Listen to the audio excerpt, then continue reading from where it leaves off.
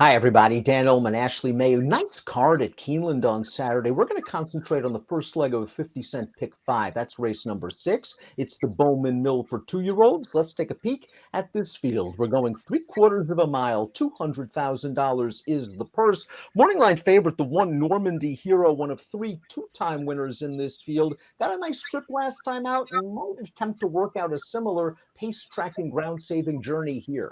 Yeah, you pointed that out that he was able to show something new last time out and put it all together to get that second win. And I think that's going to be important here. There's plenty of speed signed on for the 6 furlong event. And I think a horse that can show the ability to rate might have an advantage. You're sure right about the pace. These are 2-year-old sprinters. They are fast. Timeform US believes we'll have a hot one. Valentine Candy was on the lead against Normandy Hero last time out. Royal Slipper went gate to wire. Glengarry, I think, is very, very fast. And Timeform US might be underrating his speed a bit.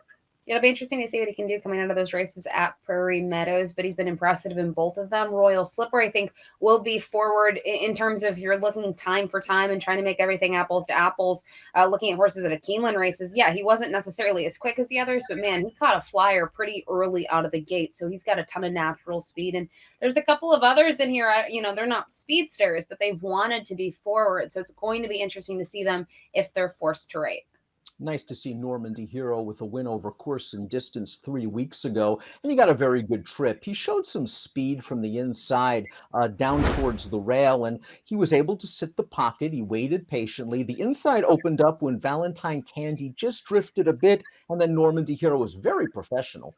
Yeah, this is when you start to see the light bulb go on for a horse. I think he had a couple of starts under his belt. He had to show this new dimension. He was able to do so and grinded it out and ends up drawing clear here by a length and had to kind of sneak up the rail, right? He had to go on the inside, which sometimes horses don't want to do. But I think overall, it's a good performance. And as you mentioned, at least it was at Keeneland.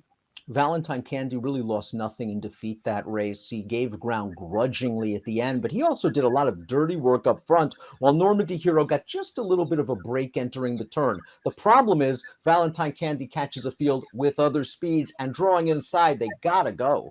Yeah, he's got to go. And that's all he's shown so far that he wants to do. I mean, 2 starts back, he had problems out of the gate. He was also going longer, and I think he can draw a line through the race. But with that said, what happens if he doesn't make the lead for some reason, or he doesn't break out of the gate or gets pressured? That's probably the biggest concerns with him.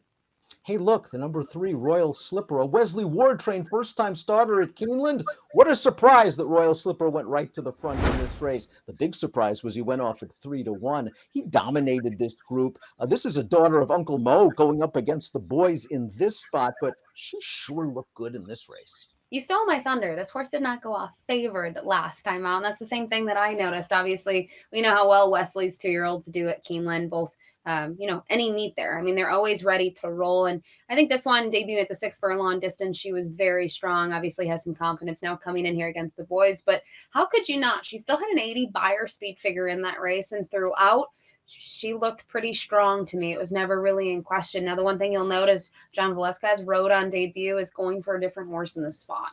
But this one taking on the boys. Wesley's had great success over the years with juvenile fillies against males. Glengarry is the Iowa Flash. 2 starts, hasn't been threatened either time. Here's the dominating effort in the Iowa Cradle. He wins by 13. He's won both of his starts by a combined 18 1/4 lengths. Now we'll find out how good he really is. Yeah, this is the test for him. But I mean, you can say this is at Iowa, but they still paid a pretty good amount of money for an Iowa bred, $150,000 back in May of 2023, not that long ago.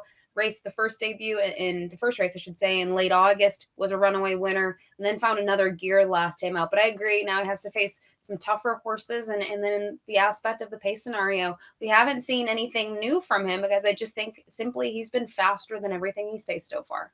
I think the 5 Patriot Spirit's sort of an interesting under-the-radar type in this race. He settled just off the lead in his debut at Colonial, then spurted clear to win as much the best. They tried to stretch him out a little bit in a 1-turn mile last time out, and he just looked like a runoff in that race, and he understandably tired. Cutting all the way back to 6, he's going to let the speeds go. He'll revert to the rating tactics that worked well for him in the debut. And that might be key here. As we've continually said, there is so much speed. So maybe you want a horse that has shown the ability to rate. And I think last time out, that is exactly what happened. The 1 turn mile at Churchill does, kind of set up nicely for some horses, but he was eager to be forwardly placed, and I think he just tired himself out in the end. So he's interesting to see him here. Interesting to see the rider both Flavian Pratt. I don't think that's ever really a bad thing. Market Street's a horse that has a good amount of speed as well. He was the pace setter in the Sanford and the Saratoga Special, and he was placed on a hard chase in the Iroquois behind Patriot Spirit last time out. And as you can see, the pace horses got very tired at the end. Unlike Patriot Spirit, he's a speed that catches other speeds yet again. Yes, I don't want to knock him too much, but his last two obviously have been disappointing. But it was on the turf, it was going longer last time out, so I think the cutback should help him. But the speed in here does not help him. You can see when he's been forwardly placed at the end, he's just hoping to hang on for something. And 3 starts back, the winner was just much the best. Rhyme Schemes ended up winning by nearly 10 legs. So another one in here that I do have some reservations about. The Seven Cows is one of the X factors in this race because it's a completely different surface. He's raced twice on turf. He's done okay in both starts. He was in with a chance turning into the stretch at Keeneland last time out. He's the kind of horse that you worry about maybe getting out sprinted on dirt, but if he can stay within range, I think he'll kick in the stretch. I think so too. I think, showing that he can pass horses does, bode well for him. That's what you want to see. But I agree in terms of the surface.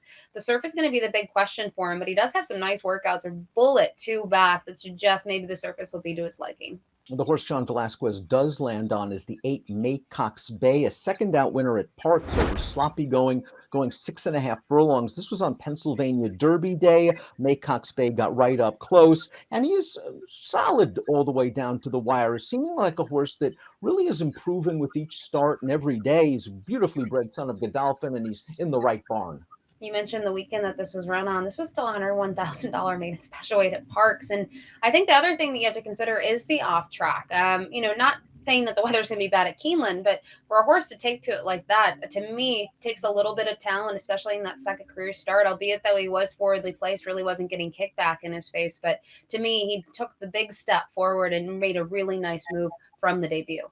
Completing the field's a big price horse, the 9 Sweet Soddy J. She's already a stakes winner. She won the Timonium Juvenile, overcame a little bit of trouble in that 2 turn 6.5 furlong heat. Then wasn't embarrassed on the Tapeta in the Fitz-Dixon Memorial. But last time out in the Champagne was just way too tough. I'm willing to draw a line through that race. Still has something to prove here at Keeneland.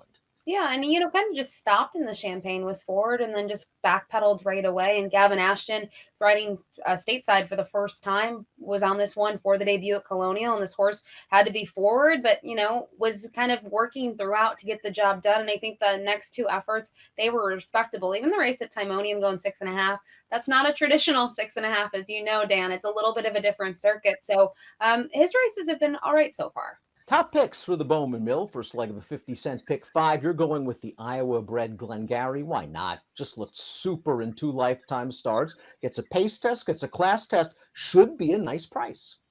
That's kind of my thought, right? I'm going for a price here. I think a couple others might be pretty short now. The pace signed on in here is a little bit intimidating. Plus, he's getting the testing class. But what he's shown so far, he's been really, really impressive, especially last time out. So I always root for horses like this. I think it's interesting to see Louis Saez aboard. When Louis rides these horses, I think he's going to be able to carve out the trip and know what he has under him. We have the same exact, just in a different order. Normandy Hero might work out a similar trip as he did last time out, breaking from the rail and settling behind the speeds. He'll need something to open up, but he looks like a professional and progressive horse. 4-1-3-5 for Ashley, 1-4-2-3 for me. It's the Bowman Mill at Keeneland on Saturday. Good luck.